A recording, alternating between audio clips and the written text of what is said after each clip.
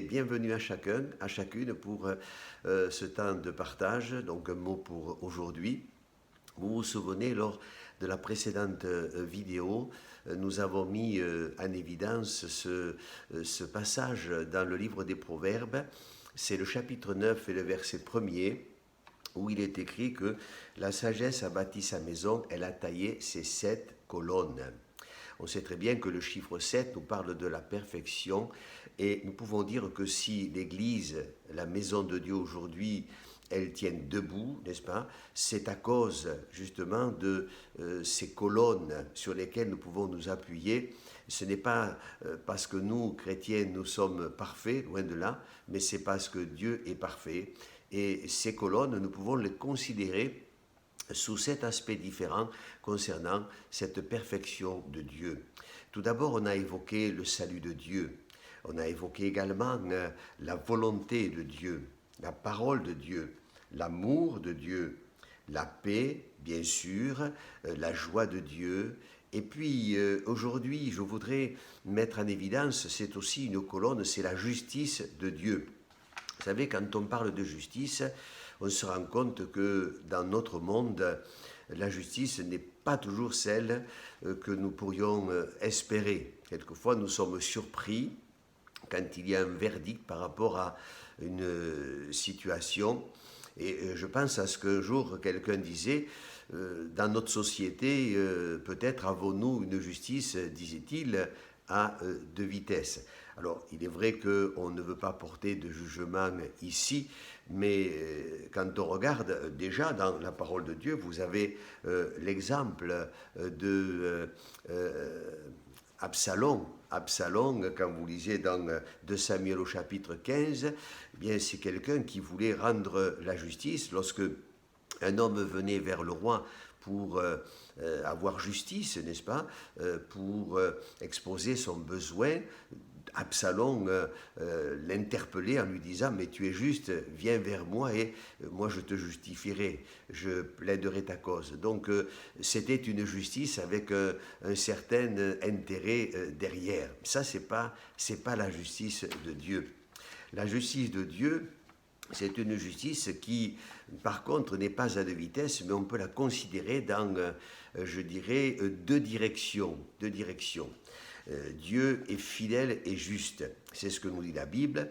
Et concernant la justice, si on parle de Jésus, le Sauveur, le Seigneur, l'apôtre Paul dira justement le concernant, c'est dans la première épître de Corinthiens au chapitre 1er et au verset 30, il est écrit qu'il a été fait pour nous sagesse, justice, sanctification et rédemption. Donc il a été fait pour nous. Et nous, en Jésus-Christ, eh bien, nous sommes justifiés. Nous le savons, nous l'avons expérimenté. Et quelqu'un qui est juste, en Christ, ce n'est pas quelqu'un qui est seulement reconnu comme juste, mais c'est quelqu'un que Dieu déclare juste. Nous avons été lavés par le sang de Jésus-Christ à la croix du Calvaire. Il a pardonné nos péchés. Et comme le dit ce petit cœur que vous connaissez certainement pour la plupart, il m'a revêtu du vêtement de sa justice. Jésus vit en moi. Donc, voyez, ça c'est la justice de Dieu. Dieu est fidèle et juste. Si vous lisez dans la première épître de Jean au chapitre 2 et au verset 9, nous lisons ceci: « Si nous confessons nos péchés, il est fidèle et juste pour nous les pardonner et nous purifier de toute iniquité. » Et voyez-vous, chers amis, oui, Dieu est juste. Il est juste d'abord dans son amour, il y a son pardon, il y a sa compassion, il y a ses promesses. Et il est bon de se rappeler que ce que Dieu a dit, puisque c'est écrit, c'est sa parole, c'est la parole de Dieu, ce que Dieu a dit, il le fera. Vous voyez, ses promesses, il est celui qui les tient. Et s'il n'a pas encore fait, peut-être quelqu'un ce matin se pose la question et se dit, mais Dieu n'a pas encore fait. ce que tu lui avais peut-être demandé, ce à quoi tu espérais, tu t'attendais à recevoir, eh bien, si Dieu l'a dit, Dieu le fera. Et nous savons très bien que Dieu n'est pas un homme pour mentir. Donc, il est fidèle et juste. Mais je disais, il y a deux directions ici. Il y a aussi, il ne faut pas l'oublier, que s'il est juste dans son amour et dans tout ce que nous pouvons évoquer ici ce matin, il est fidèle et juste dans ses jugements. Nous savons très bien, en tant que chrétiens, bien que le Seigneur va revenir nous chercher sur les nuées du ciel, mais il va y avoir des temps difficiles. Aujourd'hui, nous sommes dans des temps difficiles, des temps aussi d'épreuves, peut-être pour certains, et pour la plupart d'entre nous, vu que nous ne pouvons pas vivre comme nous aimerions le vivre, n'est-ce pas, dans cette communion fraternelle, dans ce que nous pouvons partager, ce que nous avions l'habitude de vivre dans nos rassemblements, eh bien, aujourd'hui, les choses sont différentes, mais Dieu est quand même à l'œuvre. On sait très bien que le Seigneur est là, n'est-ce pas, mais c'est peut-être pas toujours évident pour tout le monde.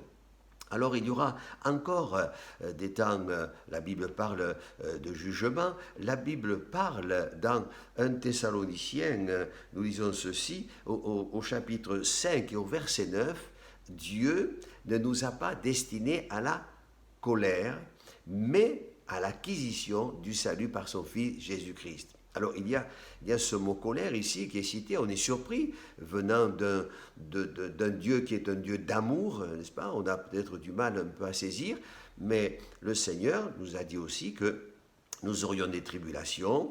Bien sûr, il a rajouté, mais prenez courage, car j'ai vaincu le monde. Il y aura des temps d'épreuve. Vous savez, lorsque l'Église va être enlevée, on imagine un peu ce qui va se passer sur la terre pour ceux qui vont rester. Et puis ensuite, plus tard, lorsqu'on sera dans le ciel, la Bible parle du tribunal de Christ. On sait très bien que là aussi... il y a ceux qui s'entendront dire entre bons et fidèles serviteurs dans la joie de ton maître, et puis il y a ceux qui, de la part de Dieu, entendront des choses peut-être plus négatives et certainement plus douloureuses à entendre. Voyez, Dieu est fidèle, oui, je le répète ici, dans son amour et dans tout ce qui le concerne, ce que nous recevons de sa part. Notre Dieu est tellement bon, mais il y a également des jugements. La Bible nous dit aussi, quand vous lisez dans 2 Timothée, au chapitre 2e, il est écrit que si nous persévérons, nous régnerons aussi avec lui. Et ça, c'est encourageant, n'est-ce pas? Si nous persévérons. Combien de fois avons-nous entendu il faut persévérer, et on le sait, il faut persévérer de toute façon. Il faut que nous puissions atteindre le but, même si ce n'est pas facile, comme nous l'évoquons ici, n'est-ce pas? Mais il est rajouté aussi que si nous le renions, lui, il nous reniera. Ça aussi, c'est quand même dur à entendre de la part du Seigneur.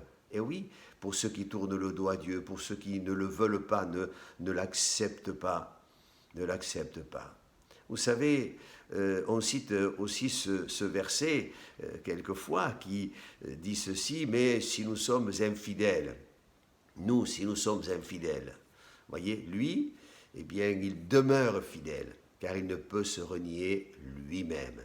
Alors là aussi, nous avons cet autre aspect, n'est-ce pas, du Seigneur, de ces temps peut-être difficiles à vivre et à expérimenter. Nous ne voulons pas de cela. Nous ne sommes pas, nous, chrétiens. Et je voudrais vous exhorter ce matin à vous attacher à ce que vous avez entendu de Dieu, à ce que vous avez reçu de Dieu.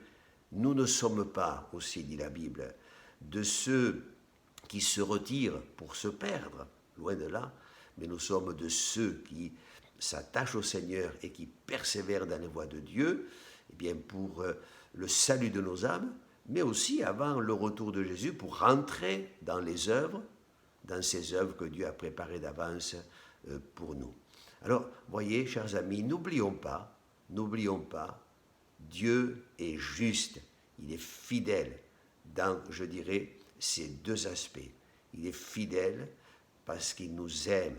Ses paroles, il les tiendra. Et peut-être si quelques-uns ce matin ne connaissez pas le Seigneur, eh bien Dieu est fidèle. Quand il dit « Venez à moi, vous tous, qui êtes fatigués et chargés », quand il dit le Seigneur Jésus, mais si vous me cherchez de tout votre cœur, je me laisserai trouver par vous. Mais au travers de toutes ces paroles qui nous exhortent et nous encouragent dans la Bible, mes amis, mais Dieu, je vais reciter ce que j'ai souligné tout à l'heure, s'il a dit qu'il le ferait, eh bien il le fera. Oui, il est fidèle.